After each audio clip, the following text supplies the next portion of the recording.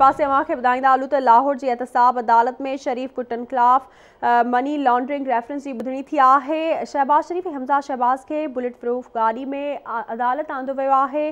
शहबाज शरीफ हमज़ा शहबाज जी अदालत आमद ते नून लीगी कारकुननि नारा पिण हया। मां खे अपडेट कंदा हलूं। अहम ख़बर आहे त लाहौर जी एहतसाब अदालत में शरीफ कुटुंब ख़िलाफ़ मनी लॉन्ड्रिंग रेफरेंस जी ॿुधणी थी आहे। शहबाज शरीफ ऐं हमज़ा शहबाज खे बुलेट प्रूफ गाॾी में अदालत आंदो वियो। शहबाज शरीफ ऐं हमज़ा शहबाज जी अदालत आमद ते नून लीगी कारकुननि जा नारा हया विया आहिनि।